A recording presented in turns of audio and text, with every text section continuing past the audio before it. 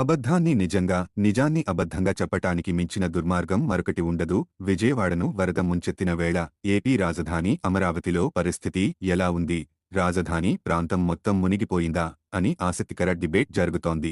వరదల నేపథ్యంలో రాజధాని అమరావతి మొత్తం మునిగిపోయిందన్న ప్రచారం మొదలైంది. అయితే దీనికి కౌంటర్గా పలువురు సెల్ఫీ వీడియోలు తీస్తూ గ్రౌండ్ రిపోర్టు చెప్పే ప్రయత్నం చేస్తున్నారు. ఎవరి వాదన వారిదే అన్నట్లుగా మారింది. ఇలాంటి వేళ అసలు నిజం ఏమిటి? వరద వేళ రాజధాని అమరావతి మునిగిందా లేదా అన్న విషయాన్ని పరిశీలిస్తే ఆసక్తికర అంశాలు వెలుగుచూశాయి. రాజధాని అమరావతికి తాజాగా చుట్టుముట్టిన వరద ముప్పు లేదు.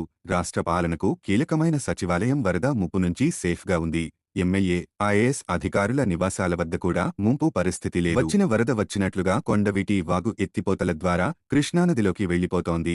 అయినప్పటికీ వరదలో అమరావతి చిక్కుకుపోయినట్లుగా ప్రచారం జరుగుతోంది. గుంటూరు జిల్లా ఎస్ఆర్ఎం వర్సిటీ ప్రాంతంలో 2 రోజుల్లో 42 సెంటీమీటర్లకు పైగా వర్షం కురిసింది. ఒక దశలో గంటకు 6 సెంటీమీటర్ల చొప్పున వర్షపాతం నమోదైంది. అమరావతి రాజధానికి సమీపంలో ఉండే ప్రాంతంలో నిర్మించిన ఈ క్యాంపస్లో సోమవారం స్నాతకోత్సవం యథావిధిగా సాగింది. ఒకవేళ వరద ముప్పు ఉండి ఉంటే వేల మంది విద్యార్థుల నడుమ ఆ కార్యక్రమం జరిగి ఉండేదా? ఒకవేళ వరద ముప్పు ఉండి ఉంటే అక్కడున్న విద్యార్థుల మీద, వారి భద్రత మీద ఇప్పటికే బోలెడన్ని కథనాలు రావాలిగా. ప్రభుత్వం మీడియా పక్షపాతం వహిస్తుందని భావించిన విద్యార్థుల తల్లిదండ్రులు నానా రచ్చ చేసేవారు కదా. ఎమ్మెల్యే క్వార్టర్స్ వద్ద భవనాల దగ్గర కూడా వాన నీళ్లు ఆగిన పరిస్థితి లేదు.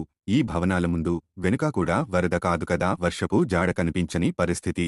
నేల మాత్రం తడిగా ఉంది. వెంకటపాలెం మంతెన సత్యనారాయణరాజు ఆశ్రమం నుంచి మందడం వరకు సీడ్ కయాక్సెస్ రహదారిని పరిశీలిస్తే ఎక్కడా నీరు నిలిచిన దాఖలాలు లేవు. సచివాలయానికి వెళ్లే ప్రధాన రహదారి మీద ఎక్కడ వాన నీరు నిలిచిన పరిస్థితి లేదు. మొత్తంగా వరద కారణంగా రాజధాని అమరావతి మునిగిపోయిందన్న ప్రచారంలో ఎలాంటి నిజం లేదని చెప్పాలి.